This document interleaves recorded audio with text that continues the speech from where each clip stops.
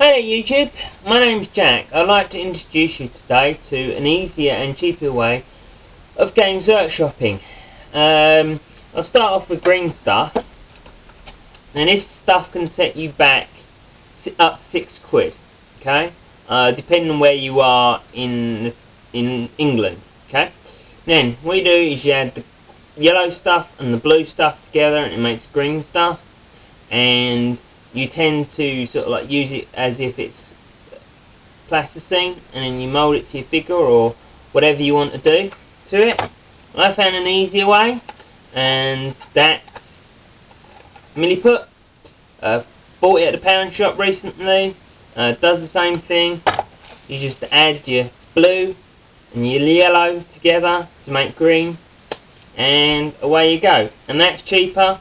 As I said, it only cost me £1 and you get a hell of a lot more. But whenever I'm using green stuff, I always use my safety first, and that's what I recommend to everybody. Safety first. And whenever I'm green stuffing, I tend to use surgical gloves. Okay? Now, clippers. Excuse me for a sec. Clippers. Okay? I don't use your normal Games Workshop clippers, because when you're doing the sprues, I find them too big and bulky to get in that little fine areas and details and stuff. I tend to use these when I'm doing Forge World models, but other than that, that's it, because Forge World models need a little bit of TLC, tender loving care. Okay? I tend to use just a pair of general nail clippers. I bought this at the pound shop, along with a load of other odds and ends that can be used. Some of it can be used for scenery, and some of the other bits like the nail file can be used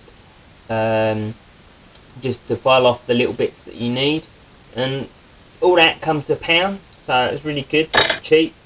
I don't use Games Workshop spray paint Chaos Black or the Chaos Back. I use this stuff, minis, because basically it does exactly the same thing, except you only need one coat, and with a spray paint you need to wear a mask, and you need to do it outside mainly, or if not, you get it all over your clothes, all over the house. And if you do it in the garden, for me, landlord gets really upset about all the flowers and stuff. So there we go, and it's a lot cheaper because it's £3. It's half a tub now. I've used this for a year, so it's really good. Chaos Black, not as much in there as I would like, so I tend to use Flagio, whatever you want to call it. It tends to not dry out as quick as Games Workshop. Games Workshop is, let me look, I think it's 12 millilitres in a pot. This has 17 millilitres. And it has a nifty little top. It doesn't dry out, so whenever you put your lid on tight, you know for a fact when you go back to it next time that it'll still be there. So there we go. Now, brushes. I picked these up yet again at a pound shop.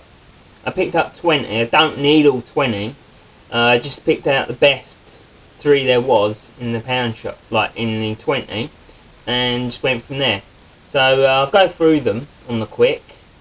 The bigger end is my primer brush. It looks a bit old and tatty now because I've had it over 3-4 years now, and that's done me well. The next one is this one, which is my tank brush for all the big stuff to do, armour and stuff like that.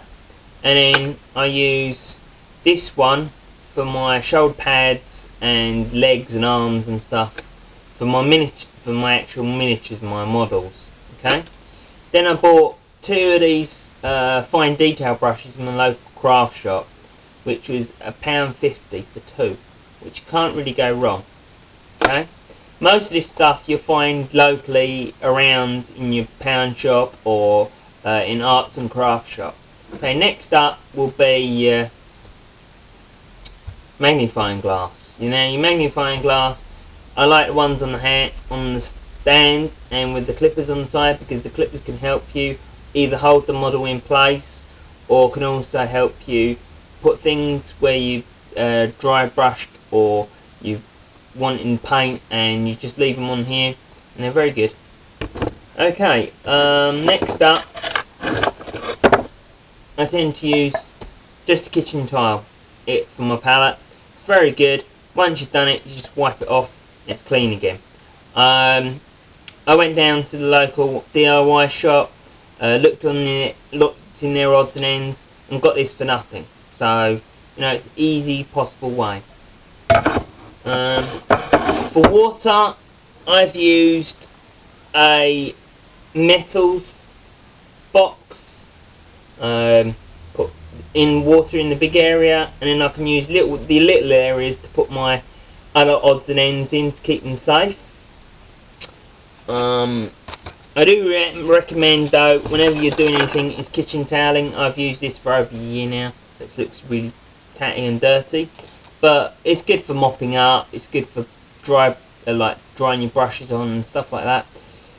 Whenever I'm dry brushing, I tend to use 2 different types of